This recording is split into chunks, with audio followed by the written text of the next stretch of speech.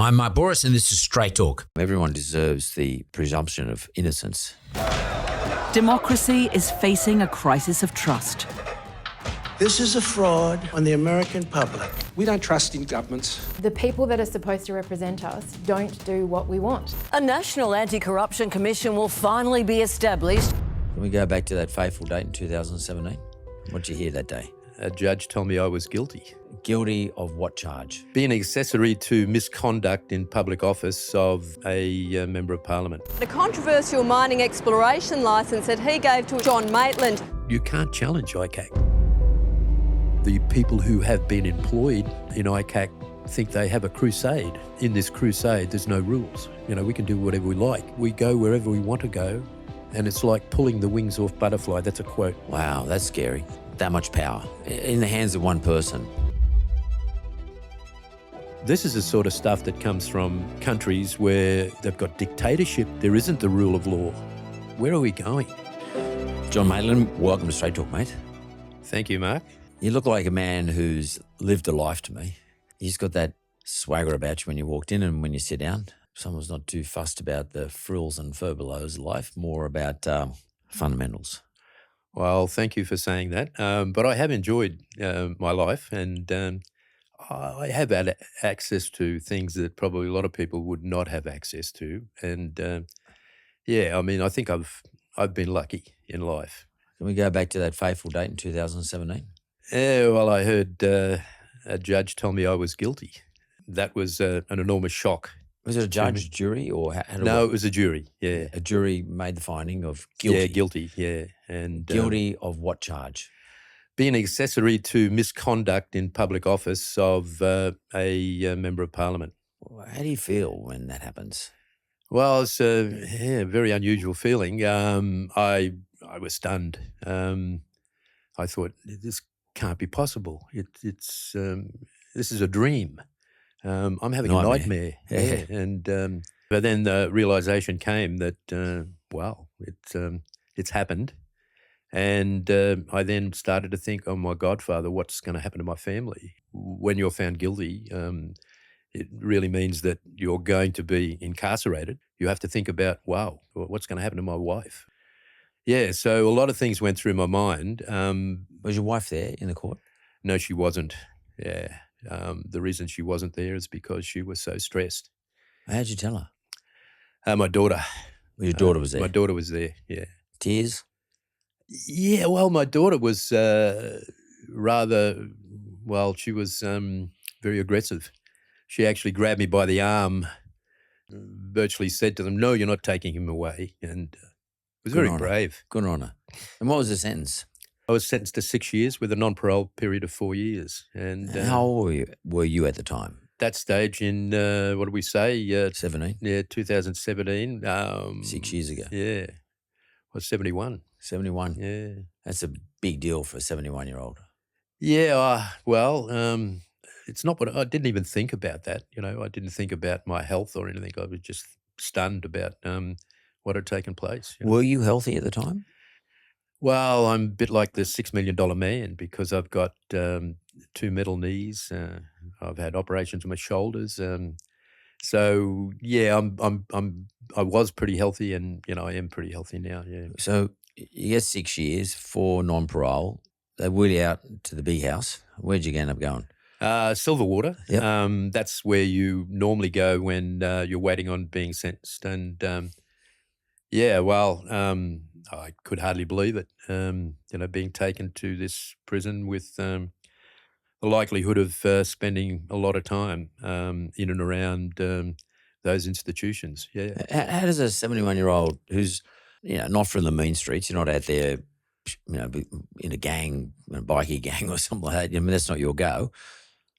How do you get on in prison? Like, especially something like Silverwater, which is a big remand centre, like a lot of bad dudes out there with serious intentions, like shit goes down. How do you deal with that? Like, what the fuck? Well, I've had an interesting life. I spent a lot of time at the head of the trade union movement, the Construction, Forestry, Mining and Energy Union. Is that the CFMEU? CFMEU. Yeah, pretty famous. Yeah. Still today, particularly today. That's sector, isn't it? Yeah.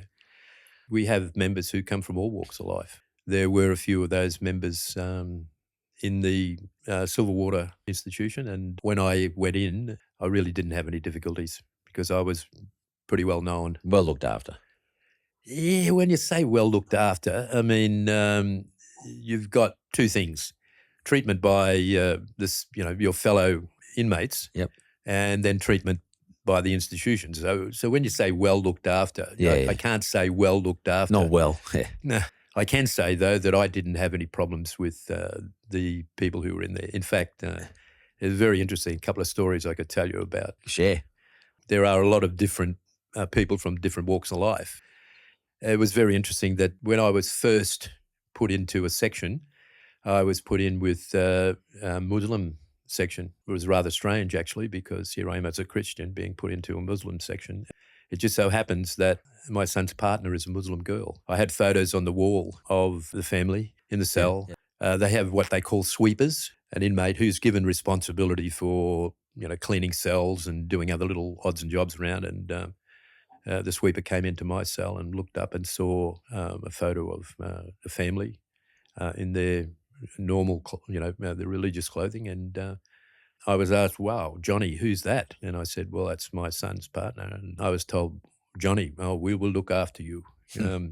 So this might seem strange, Mark, but I didn't have a difficult time in prison. But that's not to say my family didn't have a difficult time, because my wife and I were living west of Kempsey on a small farm, and I would have liked to have been allocated to the Kempsey prison, because there is a prison at Kempsey. But when my sentence was announced, I'd conducted my interview, all the issues that, I may have, I was sent south. That was the thing that, annoyed me. Do you think they do it on purpose? I can't say that they did it on purpose because I don't know. But I don't know. Here's John Maitland. He's a CFMEU character. Look, Mark, I just couldn't say that. But, in my own mind, I have to think, well, why would not think that my wife have a shorter journey to visit me in prison? I want to go back to John Maitland, CFMEU. Back in the 80s, there was a big move to reduce the number of unions in Australia. Who was in power? So early 80s was Labor, then Liberals came in after that. Yeah, well, the Labor wanted Labor wanted to see. I think it was a genuine attempt to sort of reduce the amount of conflict that took place in industry, because there's a lot of competition between unions as well. And that was Hawke Keating era. Yeah. Yeah. The aim of the government at that stage was to sort of improve industrial relations in the industries that I was involved in. We were the Miners Federation, which covered coal miners, and then we had the AMWU, which was the metal workers. Then we had the ETU, which was the electricians, and then we had the deputies, which covered one classification of statutory people. It made sense that we should all come together, and that's basically what happened. We were given the opportunity to look at where we were best placed. The union that I came from were underground workers, and a lot of miners. Yeah, underground miners, and the surface miners were in a different union. So it made sense. Why did John Maitland get involved in underground mining? Were you a miner and you saw something happen and you thought, I've got to stand up for my mates, or what? How did you get involved in that? This is an interesting one. I actually came from Cairns. I played rugby league. I was offered the opportunity to go to Collinsville, which was a little mining town, as a paid player. Yeah, footy player. So that's how I ended up in the mining industry. When you're a footballer in those days, they used to offer you some accommodation, small amount of money, I can tell you, a very small amount of money, because the wages were very, very low in the 70s. You would get employment as well. And so that's how I ended up in the mining industry through this. And then I married a local girl. Father was a miner. That's how I ended up in the industry. But the first mine I worked at, there was an explosion which destroyed the mine. Obviously had a significant impact on me. Any lives lost? Or injuries? It was on a weekend, and fortunately in those days the production was only Monday to Friday, so there wasn't a large number of people in the mine. And it was an electrician who was doing live testing. So he was opening a panel on what was called an auxiliary fan. And of course, in mining you need good ventilation. And so you have these big fans which are run by electricity. The electrician had taken off the cover, obviously was testing it, and you have explosive gases in most underground mines, coal mines in Queensland. It obviously, the spark caused the methane gas to explode and destroyed the mine. Where the electrician? He was killed. Yeah. That mine closed, and all of the workers from that mine were then employed at other mines, and I was sent to Collinsville. That's where I did most of my underground work at Collinsville. What was the point at which you said, I'm going to join the union? In fact, I'm going to become part of the movement. What sort of spurred you on to do that? Well, because I undertook some study and got some qualifications in mining, I was then invited to be on a couple of inquiries by the warden into fatalities in the mining industry. The first one was in 1979 at an outburst of coal and gas at a mine it was called ICAC in Blackwater, and so I sat on a panel which was. The mining warden actually does the inquiry, but the mining warden is very much like the coroner, and he's the local magistrate. And what he does is he needs somebody with mining experience to be able to help him through the process. And so I was invited to assist the mining warden in this particular tragedy. And then I was again invited to assist the warden in another one, which was a Mara number 4, where 14 miners were killed, and that took place in 1986. And so being exposed, these are open inquiries, I might add, because the families come along. They're allowed to be there. And so you're exposed to, the sort of heartache and heartbreak that families experience when their loved ones are part of a disaster. And does that spur you on then to, stuff this, I'm going to try and do something about it? Well, I can't say that was, I'm going to do something about this. It just sort of fell into place for me, that, God, let's try and do something about what we're all experiencing, because the statutory qualification I had required me to actually inspect the mine before the workers went in there, and I had to make sure the mine was safe. And I had a report book, a statutory report book, which I had to, my view of what the conditions were, and each of the miners were able to read that report before they went underground. And then I was required to inspect, the mining operation every 4 hours. And so, I don't know, it sort of grew into me, or I grew into it. Wow, I thought, well, we've got to do something about this, because there were a lot of fatalities in the mining industry. It's improved enormously, and, that's great credit to, government, to the employers, and obviously to the workers who've obviously worked very hard to improve that. How do we rate relative to the rest of the world? Are we in good shape when it comes to, in a relative sense, to safety in mines, or are we sort of poor in Australia? No. We're sort of leading the pack. It's a very challenging industry, the coal mining industry. Because of the various gases that you come across, because it's not only is there explosive gases, you also have inert gases like carbon dioxide. You also have carbon monoxide, like poisonous gases. Gas, yeah. So it's a pretty challenging sort of environment. One of the more challenging environments for workers, but we've done pretty good, but. That's only been probably the last 20 years, I suppose, Well, why do people, easy for me to ask, I'm sitting here in the middle of the city and I grew up here, but why do people take up mining today? Is it because they can earn a good quid? What's the deal? What was it like back 20 years ago when you were doing it, and what's it like today? 20 years ago, or, a little bit more than that, you can probably go back 50 years.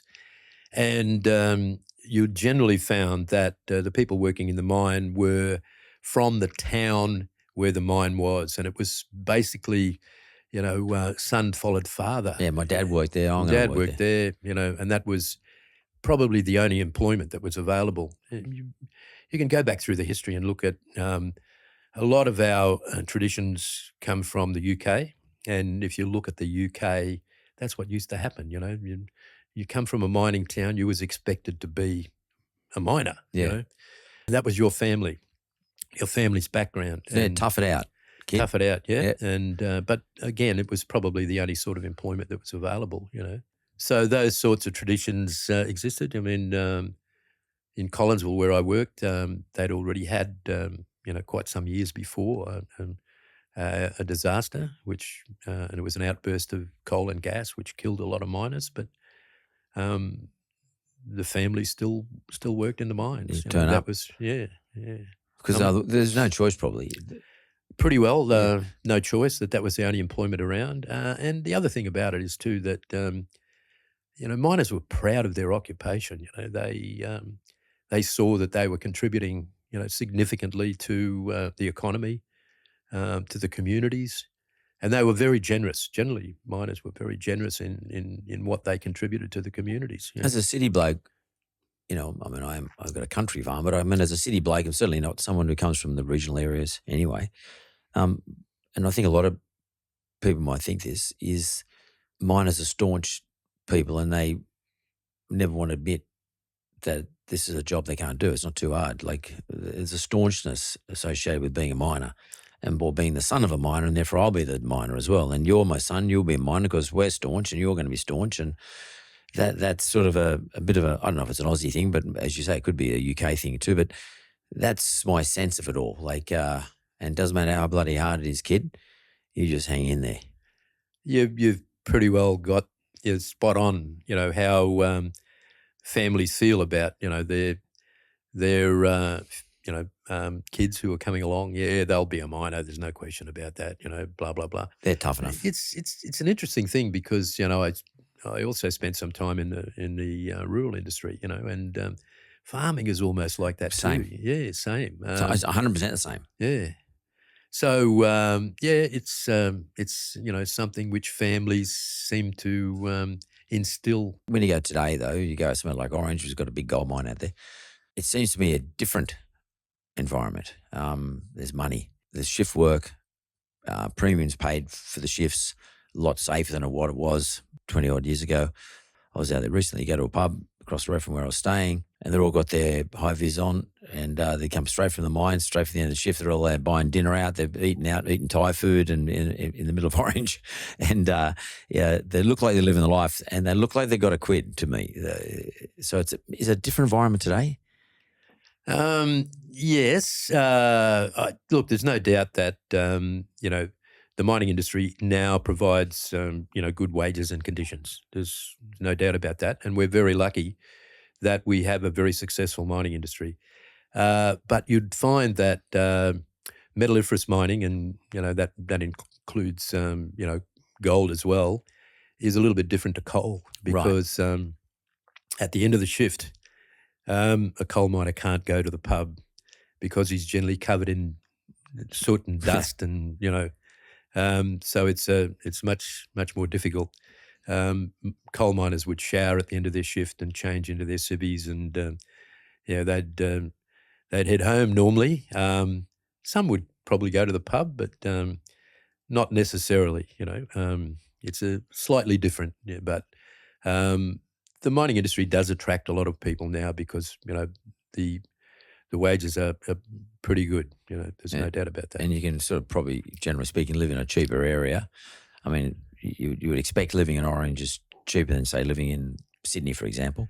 You would expect, although that's sort of changing a little bit because those places have not enough housing and it's starting to get a bit expensive in those places. But let's say prior to COVID.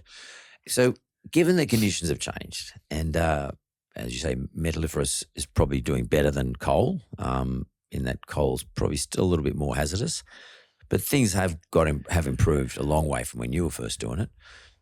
Do you put that down to better relationships between the coal mining companies? Well, there's a number of factors. There's no doubt that everyone in the industry is pretty keen to make sure that the industry is as safe as you can possibly make it. And a lot of that has been driven by the past accidents and very, significant disasters that we've had. And nobody wants those. And the other thing about it too is that the industry, particularly coal, is in big demand.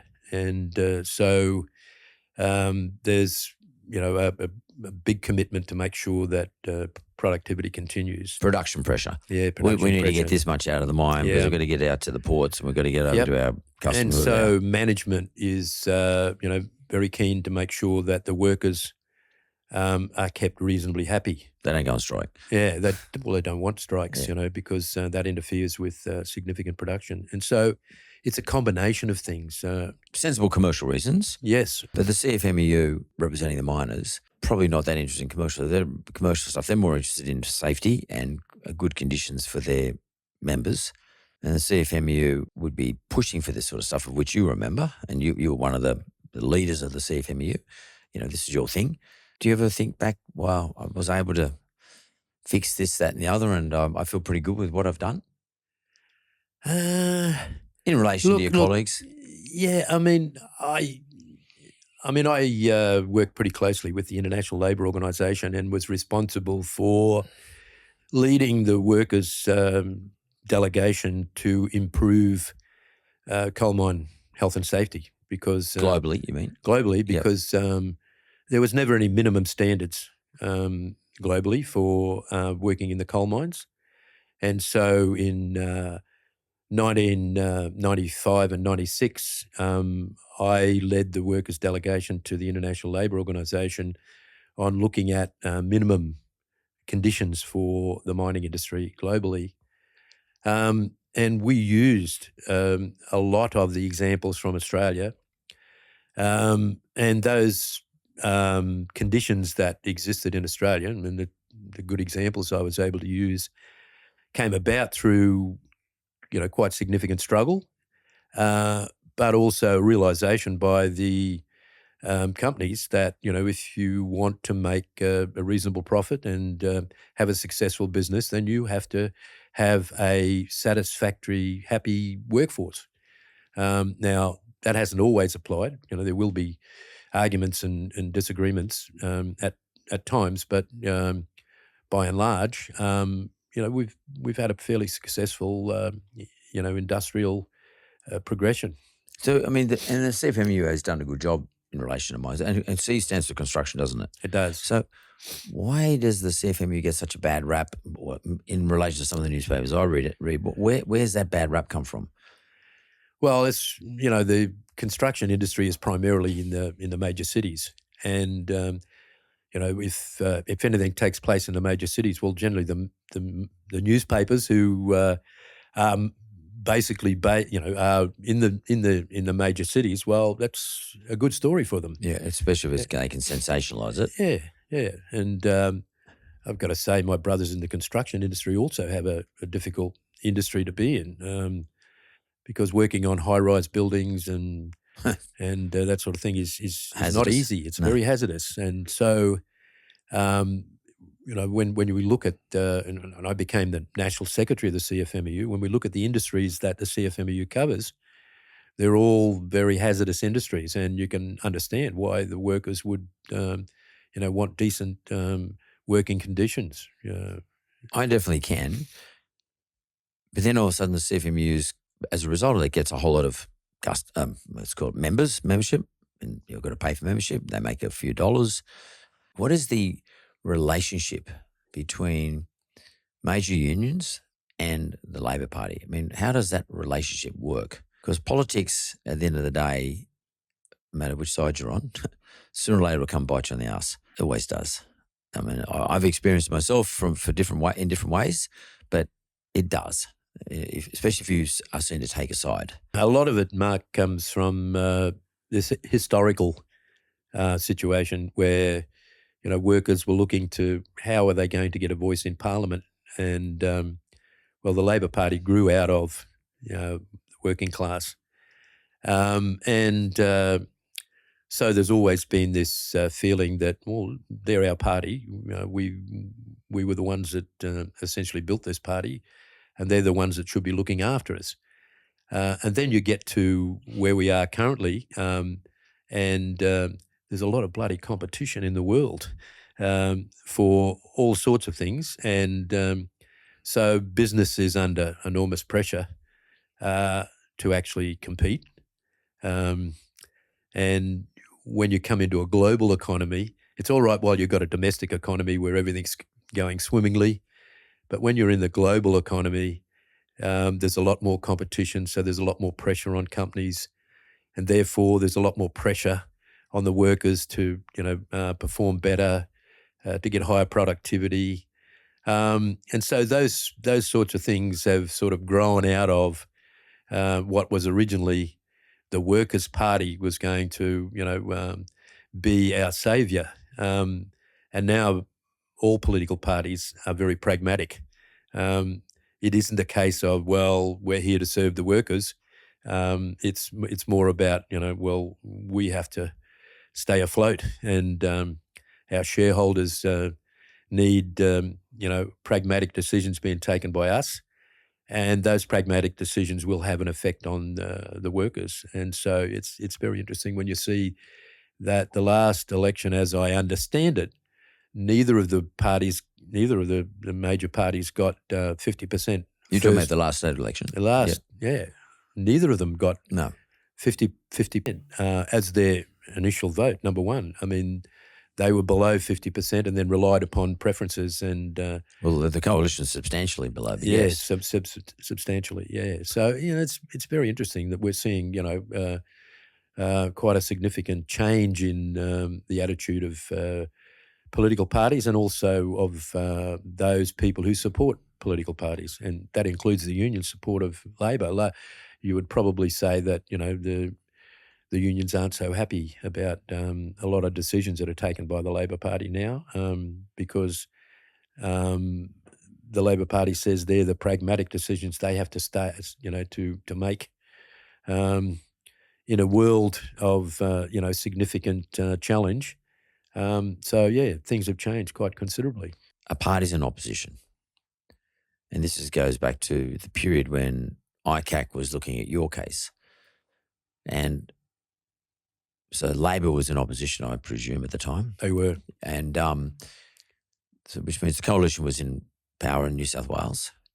And what they're trying to do, because of this competitive environment, and at the end of the day, both the coalition and the Labor Party and the Greens, I guess, they'll do whatever they can to stay in because they take the view that the only way we can make policy change that sticks is we've got to keep getting re-elected. You can't do it in a 3 or 4 year period. It's impossible.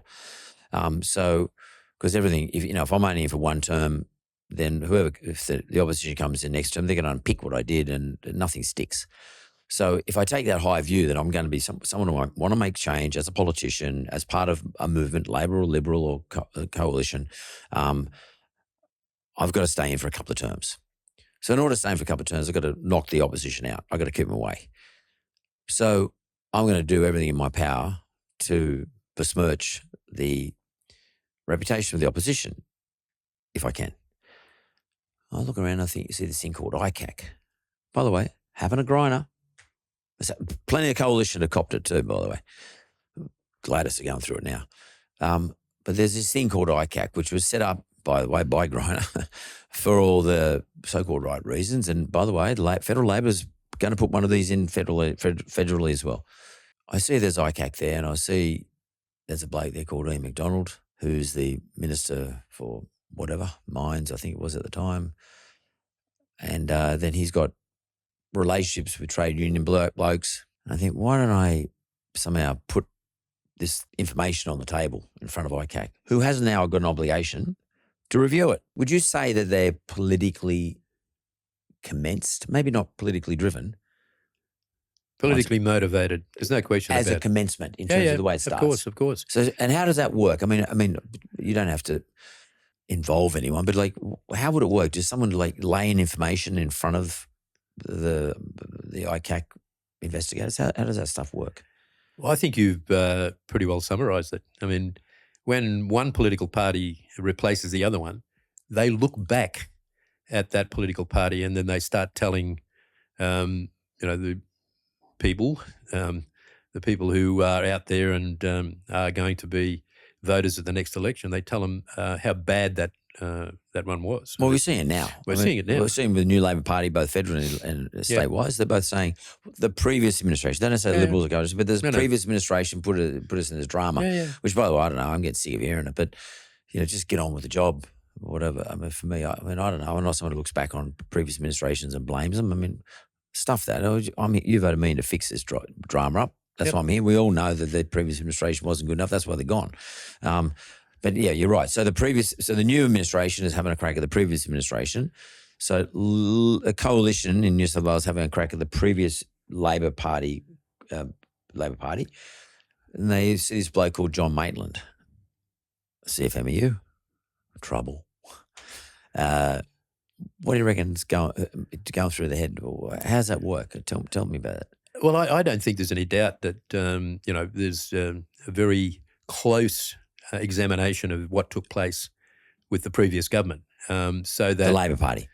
Yeah, well, whatever the new government is, they'll look at the past government and look at whether or not they've made mistakes or whether or not there was some deals done or whatever it was. And that's basically what happened in 2011 when there was a change of government. There's no question that what they did was have a look at what took place. And what took place in our situation was that a minister in the Labor government did a favour for a person who was a top union leader. So we've got to have a look at that. Or so-called favour, alleged favour. Yeah, well, I'm just saying that's what they're presented with. That's what they're presented with. Yep. And how do they know about it though? How do they find out about this in the first place? I mean, does someone tell on you or dob you in, or how does that shit work? There were, not everyone supports coal mining, and so there was, some opposition at that time when we were looking at establishing our coal mine. And a new coal mine. A new coal mine, yeah. And some of that opposition came from a member of Parliament who became a member of the new government, was complaining about, this took place in my area and blah, blah, blah. There should be an examination of this. And so that's what happened. Old scores? Are they old scores? Scores? I think that, well, not for me essentially, because I was out of it for some time. But it was, they looked at, I would suspect they looked at Ian McDonald and, let's have a good close look at what's taken place here. Ian, along with a couple of others, because there was an investigation around a few of them. Yeah. Our Eddie Obeid, Moses, his son, both are now doing time again, and there was a big investigation. Yes. Not they weren't related to what you've done or alleged to have done, which have now been acquitted of, but they were alleged. Still, there was allegation between McDonald and the Obeids in relation to other mining leases and licenses being granted in the area. Yeah, that's correct. That's correct. So. Tell me what happens when ICAC gets this information. What's the process? Well, the process starts before you even know what's going on, because they have very, very significant powers. And how significant? Well, they can tap your telephone without you knowing. Without you knowing, oh yeah, of course. Do they tap your telephone? Yes. So you're having conversations with your wife or your kids or anybody for that matter, and they're listening. Yeah. Well, I got charged with giving false and misleading evidence to ICAC when I was called before ICAC. I had a telephone call from a colleague of mine from the mining industry who was asking me what was going on, and I said, well, I've been called before ICAC, or I am being called before ICAC. I've done nothing wrong, blah, blah, blah, blah, blah. And this is 14 months before I actually went into the box at ICAC. And, when I actually was called to give evidence at ICAC, they said to me, now, you're not supposed to tell anyone about, being called into ICAC. And I said, well, that's what I understand. Have you ever told anyone that you were being called before ICAC? And I said, no. And they said, are you sure about that? I said, well, yeah, as sure as I can be. And they went, listen to this. They played the telephone discussion between this colleague of mine and myself, and there it was. And so I said, all right, you got me.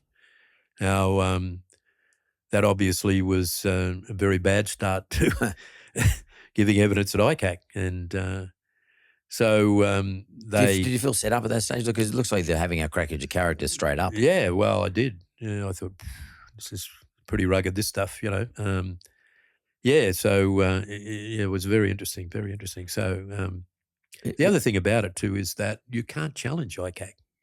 You can't be represented.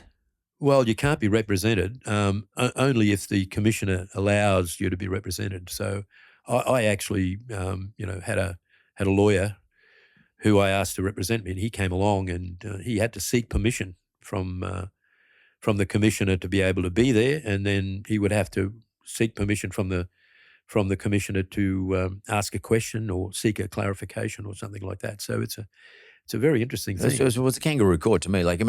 I'll be honest. I just think it's dinosaur stuff. It's totally unfair. Look, I'm sure people, are being correctly interviewed by ICAC. I get it, because there would be many occasions where people have actually done the wrong thing.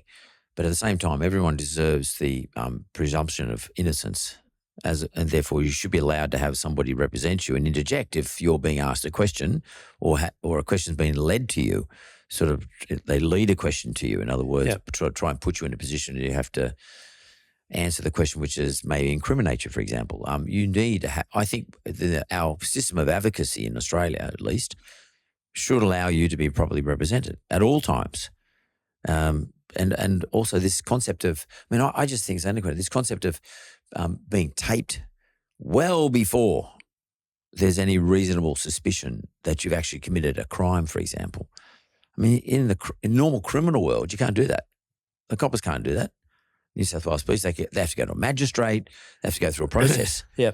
And, and you certainly don't do it when someone's just effectively innocent. They haven't even got any evidence on you at this stage.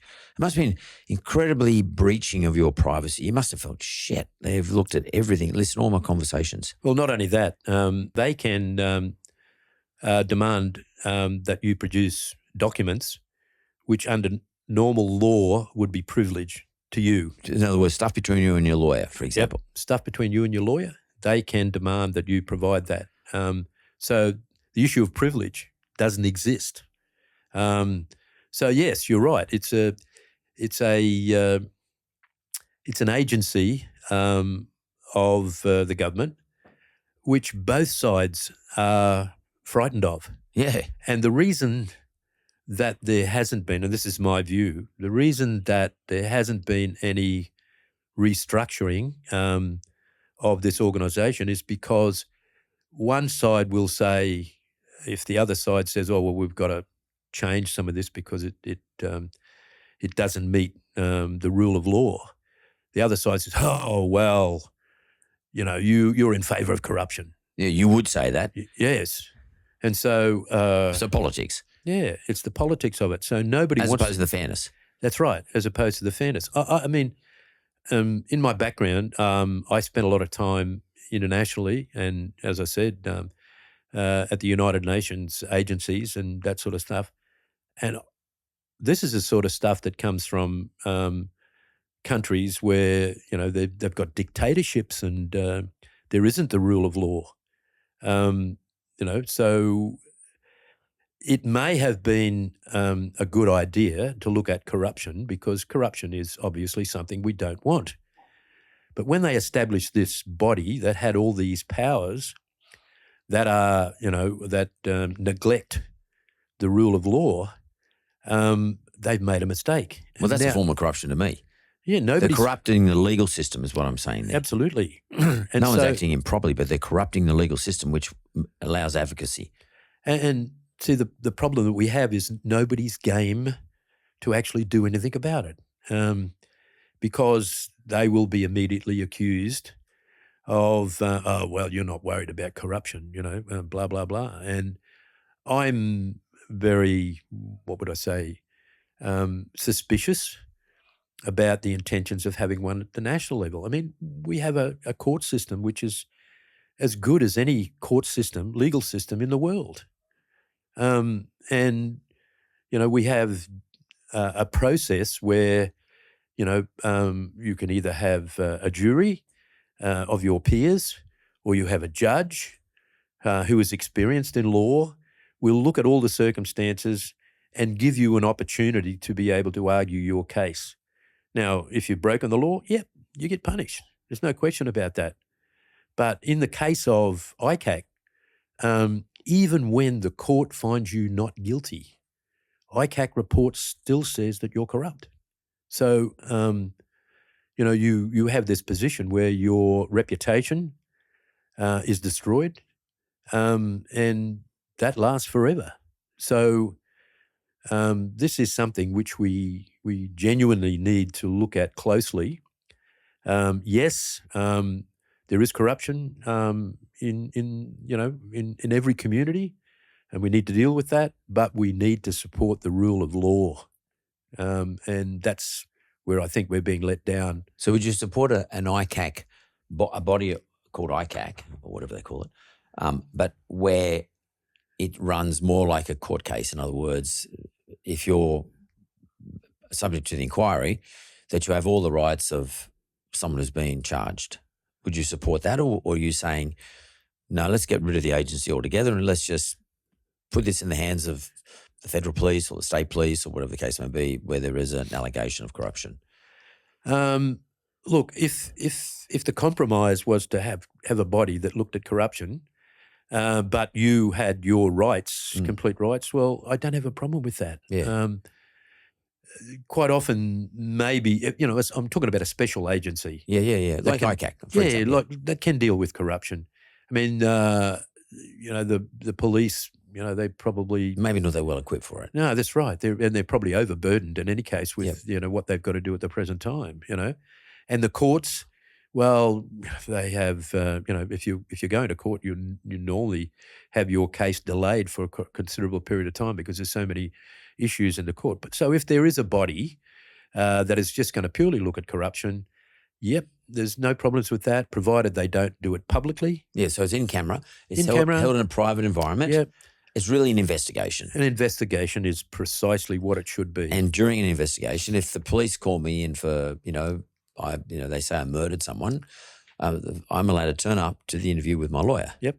If they're doing the interviews and investigation, it might be down there at Darlinghurst or wherever it is down Central, but I can have a lawyer present.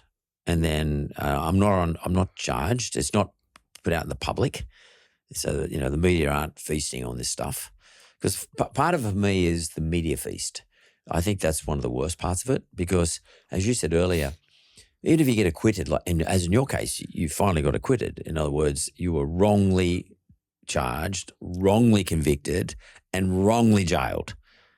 The worst for me, the most heinous piece of all this is that you've got to get dragged through a public environment and before you even get charged. And it's really just an investigation. And one thing I know about people, half the people believe you're guilty and half the people believe you're not guilty. But you already got half now who believe you're guilty. And that's not fair on you, especially if you're not guilty. Even if you are guilty, it's not fair until you're actually convicted by a court in the court system of guilt and you're guilty. That's how it's got to work. So I agree. I think it should be sort of privately held. I just don't understand. Where do you think this is coming from? I don't understand this. John, help me out here. What the hell is the benefit of this? Goes right back to when Griner introduced this. Look, there'd probably be a general consensus in the community that there's a fair bit of corruption that takes place at the political level. I'll tick that off, yeah, I agree. And so when Griner, and I'm only guessing, as somebody who was looking at ways and means of dealing with what the general public thinks is something wrong with politics, he genuinely thought that, we could introduce this body which could look at corruption. Unfortunately, they gave it too many powers. So so can I ask you this, John? Do you think it's the body itself that's sort of grown to its own, has built its own life? In other words, the idea was a good idea.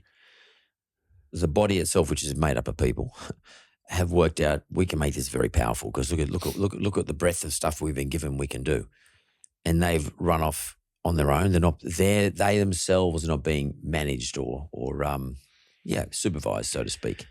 They become too powerful. Well, it all depends in who the commissioner is. We've had various commissioners come in, and the commissioner at my time was a commissioner called David Ip. He was quite famous South African. At the time. Very interesting. He left South Africa at a time when there was a lot of political issues taking place in South Africa, and very interesting background. And I think he thought that there was, because he came from South Africa at that time, he just thought there was a lot of corruption around, and so that was his view. And then we had Megan Latham, and Megan Latham is pretty famous for a lecture she gave to junior lawyers where she said, "This is fun. We do, we can do whatever we like." She's the one who had the run-in with Margaret Cuneen. Yes. Yep. Casey. But she actually had this presentation to young lawyers and said, we go wherever we want to go.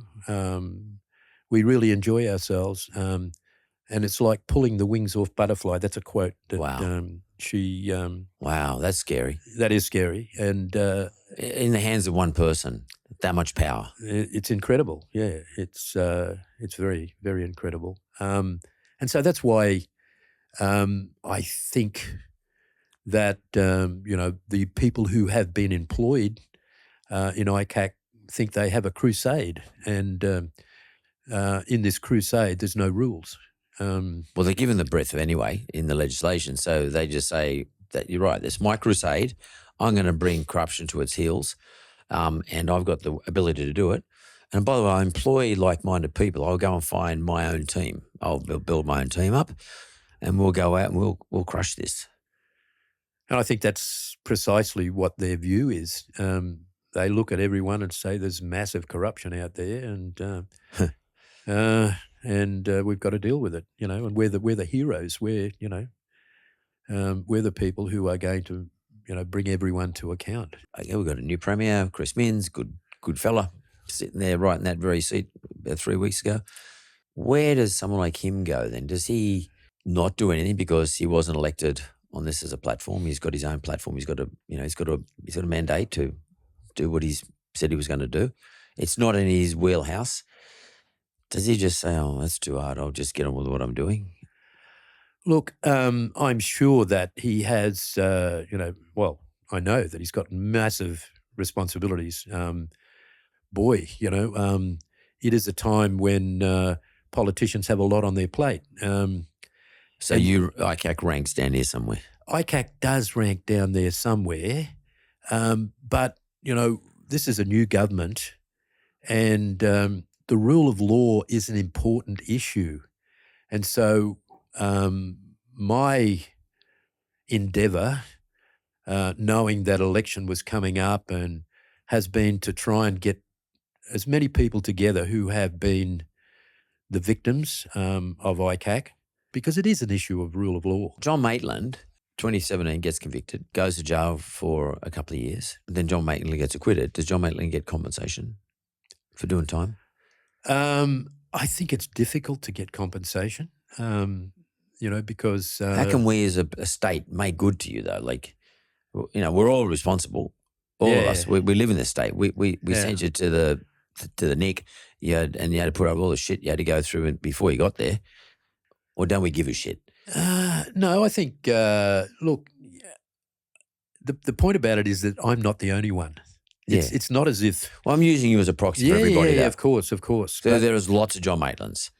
Well, in this case, we have 3,500 shareholders of New Coal who and lots of those were mum and dad investors in the Hunter Valley, who you could almost say are patriotic, if this is the right word to use, but ours was a project in the Hunter Valley, and so people in the Hunter Valley, they put money into it. And the government then, because they thought of this allegation, stripped the licence away from New Took Coal. the licence away without compensation. And all the people who put money into New Coal Yeah.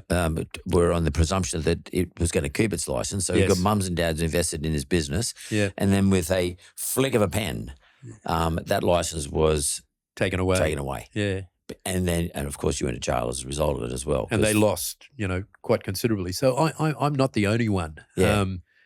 I am one, and I would hope that at some stage there would be compensation. But the problem that we have is that it's a big bill, and any government coming in looks at this and goes, Yeah. this is a big one.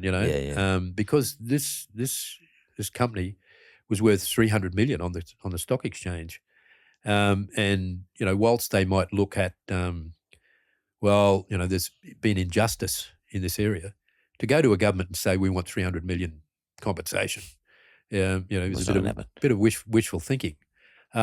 So the message I'm trying to get is that, look, the first thing we need to do is to say that these people were dealt a bad deal. It's acknowledgement. And then if there's going to be some compensation, let's talk about it.